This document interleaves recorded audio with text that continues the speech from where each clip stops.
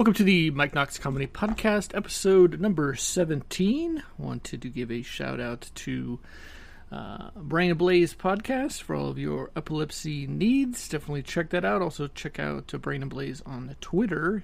There are over 3 million people in the United States with epilepsy, 65 million worldwide, and there is no cure. And definitely they're not on the same page as the way that I think, but that's just my opinion. In the news jumping in today, Mexico, some scientists there said that they have alien bodies, and they displayed 2 of those alien bodies. The aliens, I don't know, pretty much look like little aliens, like 2 feet long with 3 fingers. They kind of look like cement statues. They were in glass. I don't think anybody's buying it. I'm certainly not, and it's just, it's one of those things. It reminds me of the prison guard guy, I think in Colorado, that said he found Bigfoot, and he opened up a cooler, and it was just like a bunch of fur. In Burbank, California, there was backlash this week because the mayor let a drag queen spank him. The mayor is taking the side that he did nothing wrong, and that the people that are mad at him are just psycho conservatives. I just think if you're in any job, especially I will say, for example, say law enforcement, if you're a cop and you're on video being spanked by anybody, you're held to a higher standard. I think you are held to a higher standard also when you're the mayor of Burbank. A lot of money coming in through Burbank. We've kind of lost our way, I think, as a society where the mayor is gonna say what I'm doing is totally acceptable. Getting spanked by anybody, and then it's on film, and then it's on social media, and he thinks it's totally normal. And that's where I differ from him. So good luck on that one there, guy. I'm sure you'll get reelected. Some drivers in L.A. have said that there is oozing tar coming out of the streets near the La Brea Tar Pits. If you've never been to the La Brea Tar Pits, it's over near the Grove at the south part there of Hollywood. And it is a tar pit, and they have, if you go there, there's another place called the La Brea Tar Pits. There's a museum there. You can see all of the animals they pulled out of the tar pits over the millions of years or whatever. And it also was a place, LA is a huge oil reserve, which nobody really talks about. That is what we're all sitting on. And if you look at older photos from Los Angeles, there's hundreds, if not thousands of oil derricks everywhere, going all the way up to Kern County all the way down to Orange County.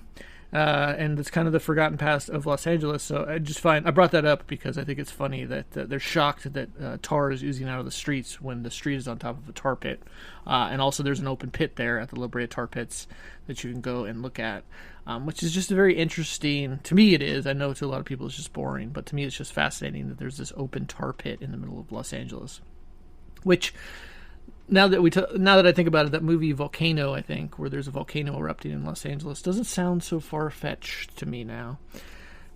Some TSA agents in Miami International Airport were caught stealing $600 from some passengers while they were going through the line. I don't have anxiety about getting stuff stolen. I'm sure that these guys they're not very well paid. They're not very bright. I've dealt with them before. They have a chip on their shoulder because they have so much power, and they can abuse that power. And they can abuse that power in that one little place, which is when you're standing in line, with your shoes off, going through a metal detector. There should be a better way to do it. There isn't. They keep saying that there is, but there isn't. And that's just going to continue to happen, and I don't think anybody's ever going to fix it. And I bring that up because you're subjected to this abuse, and everybody thinks that it's normal for some reason. And I've never met the TSA agent that was a normal person. The people that I meet are just completely abusive. So the fact that they're stealing money, $600 out of somebody's wallet while it's on the conveyor belt, doesn't surprise me at all. And the fact that it's in Florida, hey, what are you going to say about that one? I also found it odd. They've been looking for this killer that escaped from prison. Apparently they didn't quite show it, which the news never does, but he Spider-Man walked up the wall. I don't know how he got out, goes up, puts his feet and hands against the wall and then goes up to the top, but they don't show how it is that he got out the top or out of the prison at all. So that's a little suspect to me also, because there's no open hole in the ceiling of the prison. I don't quite understand how the guy got out of there.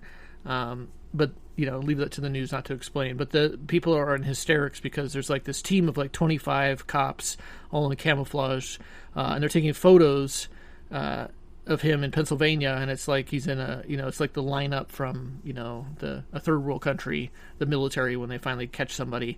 And I agree with that. That's your guys' job, and you're sitting there smiling, taking a picture with a killer. It's just weird.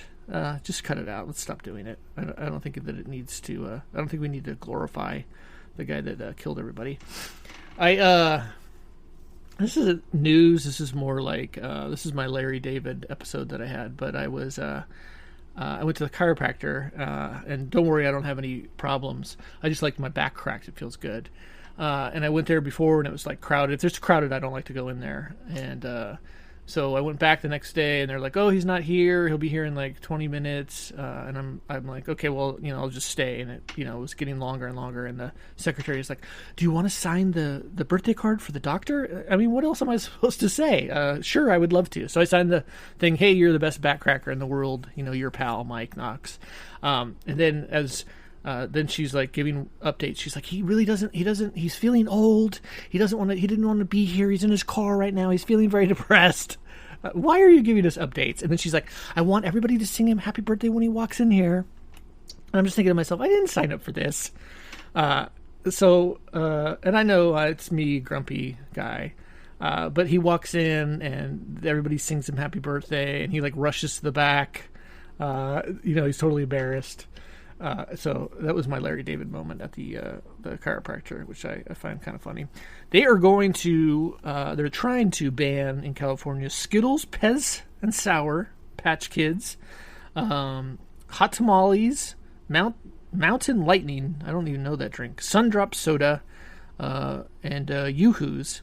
Looks like it's strawberry flavored. I'm on the fence about this one. I think Skittles are great. We've all had Pez. I love Mountain Dew. I don't know about this Mountain Lightning. I don't care about Hot Tamales. Yoo-Hoo's, I haven't had one of those in a very long time, but they always look delicious. But apparently it's got a very much toxic chemicals in it, and the state legislation wants our governor to vote to ban them. I know in England a lot of that stuff is banned. You do look at the flavors of some of these things. I looked at a bottle of lemonade the other day. I was like, oh, this seems healthy, and I was like, let me just look at the back of it. It was like organic lemonade, and it was 57 grams of sugar, 56 carbs, and then there was this chemical in there, and I'm like, I never heard of that. Let me look that up, and it was like, oh, this chemical causes seizures.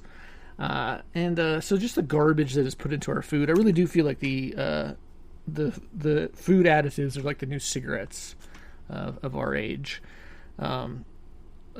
Speaking of banning, McDonald's is phasing out their self-serve soda machines. I'm sure I told this story before, but the last time I was in a McDonald's, McDonald's to me has just like gotten on the decline. I love McDonald's. I grew up, the Happy Meal used to cheer you up all the time. But I went into the McDonald's the last time I went in there, and the soda machine was covered with ants, and I went to the manager, and I'm like, hey, the soda machine's covered with ants, and he goes, yeah, I know. I guess that's normal. So I think it's a bad move. I think people go in there, I certainly do, to get refills as much as I can of soda. So the fact that now you have to go up to the counter to get that soda, I mean, what a pain in the ass, really. Let's get down to brass tacks. That's not going to be fun. And then you're gonna want to go up there to get another refill, and then you're gonna clog up the line for everybody else. So to me, it's like the paper bags and the straws. You're going back in time. You're pushing everybody out. I think it's a dumb idea. But not only that, every McDonald's that I go to now is just absolutely filthy. In-N-Out does such a better job of keeping the place clean. So McDonald's has got a lot of other problems that they need to deal with. And quite frankly, it could be the hamburger's fault. I don't know. I'm not judging. In this week, a pilot died after crashing his plane as a gender reveal party. I think these gender reveal parties never had one. I think they're way out of hand. I think the millennials love them. The Gen Z doesn't look like they're going to stop with them. But this guy's flying the plane over. The people down below are holding hands. They've got their "Oh baby" sign, big sign, balloons. I don't know how the groom is signing off on these because they're just ridiculous. Then the plane flies by. He drops the pink dye, signifying the pink smoke. Oh, it's a girl, and then he crashes and dies. I think this is that they've gotten way out of hand. I think this is a perfect example of they've gotten way out of hand. They need to stop. Okay, it's exhausting just reading this article, and unfortunately, very sadly, that this pilot died because of that. But save your money, people. Okay, the marriage is having a family. It's expensive, so you're spending all this money on baby moons and gender reveal parties and weddings. You're going to be like $100,000 in the hole by the time you even move in together. Which I'm sure you already moved in together now and had a kid. So, over-the-counter medications like Sudafed, Tylenol, Sinex, Benadryl, Alka-Seltzer, and Robitussin. The FDA is ruling that the ingredients in Benadryl and Sudafed from pharmacy shelves doesn't work. Now, I'm sure this article is a little convoluted, but they're saying basically...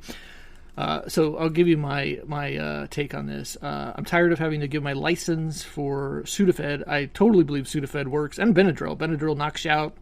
Sudafed has always worked for me, but it's the little red pill that they think that I'm cooking meth. That's why I have to give my license to the pharmacy in California.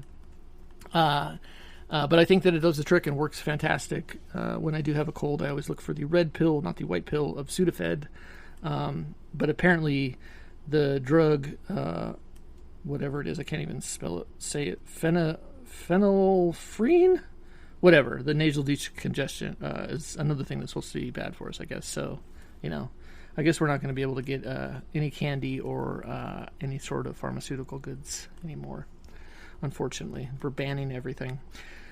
A article says we should blame the boomers for the aging population keeping housing prices high. That's what the Wall Street economics say. This is my take on this. You boomers...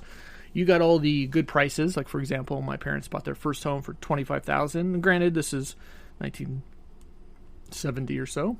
And but their second house was $60,000. They actually bought that, took the loan from the guy that owned the house before, which is also unheard of. That house sold for $2.5 million, I want to say, a few years ago.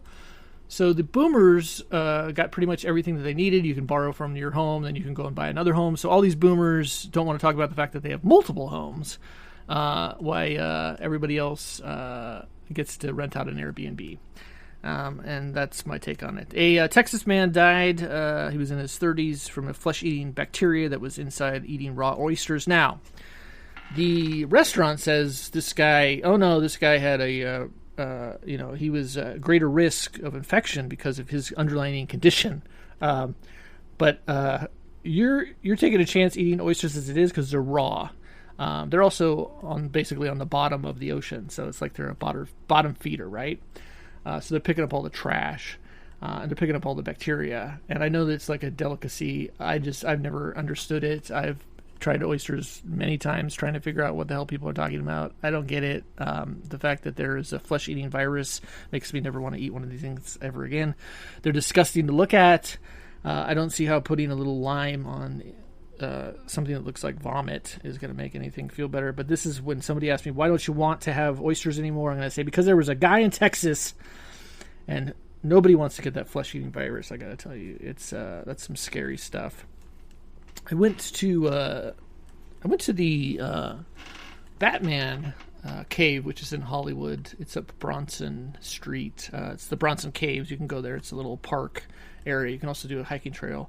And it's been fenced off since the COVID for the last 3 years, so I was able to actually walk through it. I posted it on TikTok if you want to check it out. But it was basically a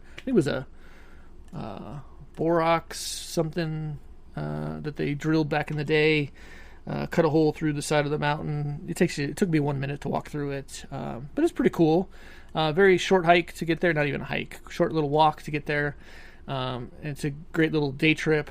As I was walking up, I saw this. It looks like a castle. Well, I guess it is a castle, but it's got all the features of a castle up on the hillside there in the Hollywood Hills. And the Hollywood Hills, if you don't know, it seems to expand forever and ever and ever. So there's this castle on the very, very top, and I was like, hey, I gotta Google Earth that thing. So I Google Earth it. Apparently you can rent that place out for like weddings or whatever, and it's a full-on castle. It's got looked like it had a moat, I guess, with the pool, but the pool looked pretty awesome. And I've actually recognized, I can't put my finger on what movie it is or TV show, but I've definitely seen it on a TV show before. But so I really felt like I got a full day in going to the Bronson Caves, which was, that's what I wanted to say before, was it's the cave is where the 60s Batman car would come out of in the beginning of the movie, or that's where the Batcave was, where Batman comes out of. And I think also Scorpion was filmed there, if I'm not... I know that also Star Trek was filmed there, but if you ever go there, you can see how, there's a road that goes up, and then there's kind of a flat area where you could put all of your camera gear and stuff like that. So it's a pretty good place to film something if you want like a cave, a little sci-fi action going on there. There's also a Smokey the Bear sign, 2 of them, let's prevent forest fires. And I've always wondered why Smokey never wears a t-shirt. He's got his jeans on, and I guess he doesn't wear any shoes either, but he's got his shovel, he's got his jeans, he even wore a belt, and he's got a hat, but no shirt. I've always found that a little odd there. I also went that day to some graves, and I saw James Michael Tyler, his grave, and I posted that on TikTok, on my TikTok. My TikTok is at Mike Knox-Comedy. But he was Gunther on Friends, if you ever watched that. Gunther was at the coffee shop Central Perk, and he was always, I guess, I don't know if did he own the place or did he work there? I don't know, but unfortunately I think he had pancreatic cancer, and he passed away in 2021. Ross is up for sale for $10 million. I think what sucks about that is Bob Ross is buried in Florida, by the way. But during the time of that show, it was a very boring show. It didn't really catch on until after he passed away, and then all the merchandise came out. Everybody praised him. It was a great show for learning how to paint, but I think it's sad that now one of his paintings is selling for $10 million, and he's not even alive. It really just shows that they don't really want you alive to sell your sell your art out there. I think. The Venezuela government has congratulated security forces on clearing out their largest prison. 11,000 security personnel took over the prison, which happened to also have a nightclub called Tokyo, and even a zoo with flamingos and ostriches. It is dozens of prisoners were brought in their wives and children to live in the prison with them. I'm kind of on the fence on this one. I do feel like when you're in the prison, the inmates are running the place, and it was in this case they were running the place. Whatever makes the time go by. If you want to have a zoo in the prison, have a zoo. I don't think the zoo's hurting anybody. The nightclub's a little weird, I've got to be honest. It should go into more depth. I guess they had their own bank, swimming pool, and gambling facilities, which again, that's pretty cool. I don't have a problem with that. I just think you could probably, if you're a criminal, you probably shouldn't be gambling. Or I'd like to know if there was some alcohol being served in that nightclub, and if possibly there was a strip club inside of there or not. Those are the questions that I have about that. But other than that, the oldest active federal judge in American history has been suspended among the backlash that she's 96 years old. Because judges are voted for their life, and there is no mandatory retirement age, which I think that there should be. I'm going to say 80 here. 80 is the cutoff. 80 is where I noticed that quite a few people are they're having that old person. I'll jump that up to 85. 85 is where a lot of people are. It's that kind of like you're talking to them, and then they are kind of zoning out. And then they start to answer a question that you didn't ask them. So 85 should be, I think, but 96 as a judge. And I know you got to work and stay alive and everything like that, but go take up golf. It's kind of ridiculous. And there should be a better system for regulating that, especially when you're the United States Court of Appeal for Federal Circuit. Crazy. A poker player has admitted to lying about his terminal cancer to raise money for his poker. He set up a GoFundMe, got about $30,000. His buy-in was for $10,000, so he could play poker. He deserves to be in that Venezuelan prison there. He could run the poker if he so wanted to. think I'm going to be missing some of it, so I'm going to jump ahead and talk about our celebrity of the week, and that is Pee Wee Herman. I think he was I think you could describe him as an icon. And the more that I was reading about his history, the more I didn't really understand it. I just thought, here's a guy that's playing this character. I didn't really know the background of Pee Wee Herman. He was born Paul, was it Rubenstein or Rubenfield? I know that he dropped the Ruben, but his father was a World War II pilot and a American hero, believe it or not. He was born in 1952 in Peekskill, New York. He in the 1970s joined the LA-based improv team at Groundlings in Hollywood. He remained there for 6 years, working with John Paragon, Susan Barnes, Phil Hartman. Hartman and Rubens became close friends, and they were often writing together. Phil Hartman wrote quite a bit for him. I've also read that they had a kind of a falling out. They wrote sketches, developed improvisational skills with Hartman, and developed the Pee Wee Herman character.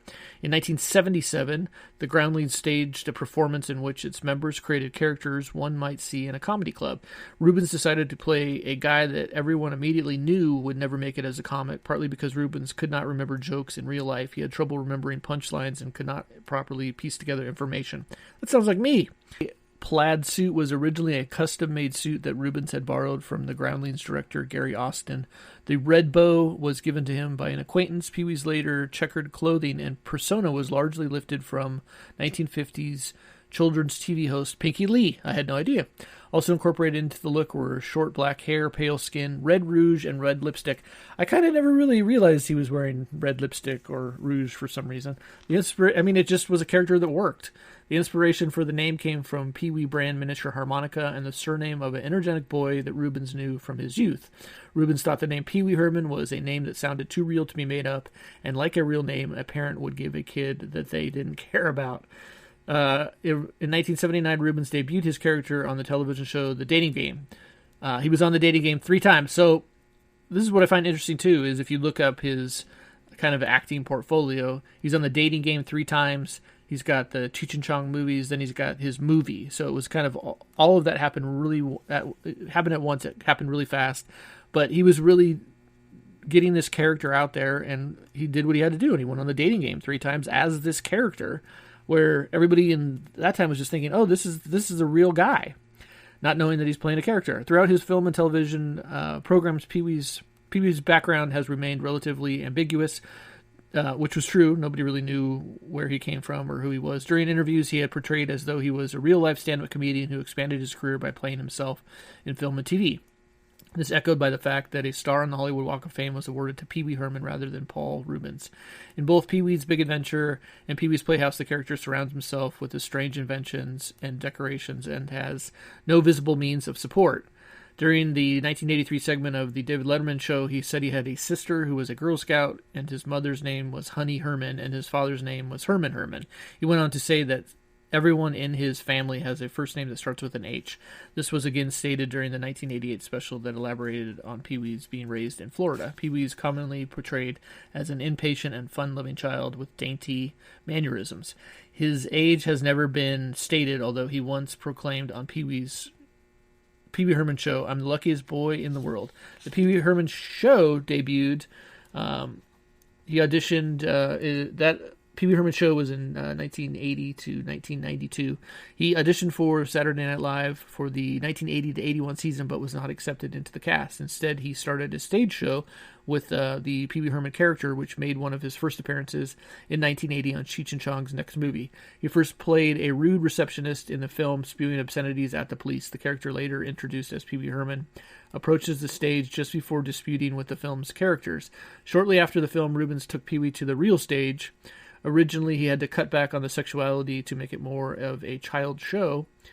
The stage show was popularized on HBO when the Pee Wee Herman show aired in 1981. The show featured the writing and acting of Groundlings alumni Phil Hartman, and also ran at the Roxy Theater in Hollywood for 5 sellout months. Following the success of the Pee Wee Herman show in the 1980s, Rubens made several guest appearances on Late Night with David Letterman. I think that's interesting. So he went to the Roxy Theater, which is still there in Hollywood, and did his own one-man show, and it proved to be a success, and it was a sellout show, and that's pretty much what got him, basically pushing forward to get his own show. That's huge. You're taking a lot of risk to do that on your own, and to put yourself out there. Good for him.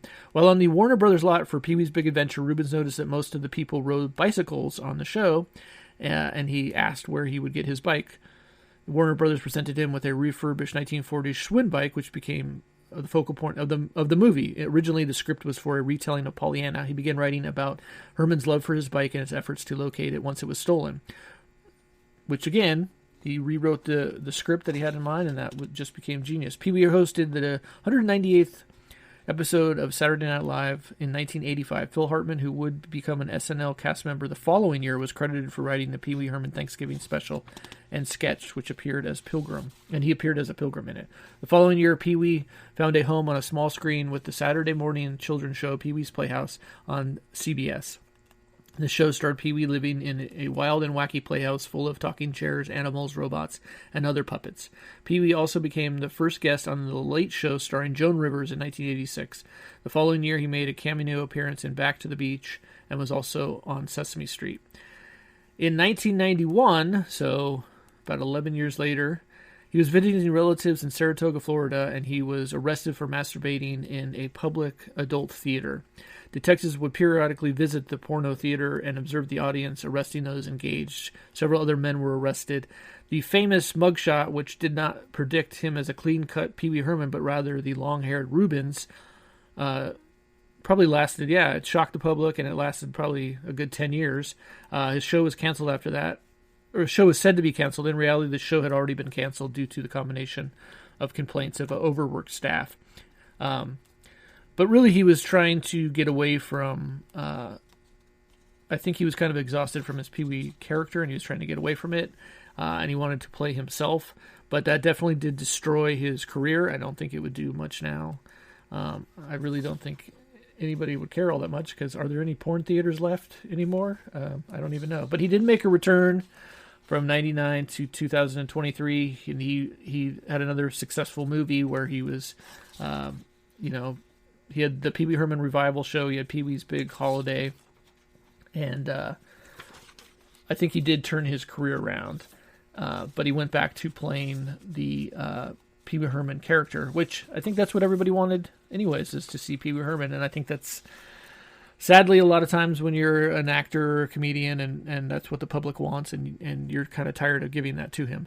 He passed away June 23rd in Los Angeles, California. I believe that he had cancer, but he is he's very missed. I think he is a American icon, and definitely he will last forever, a lot like Bob Ross.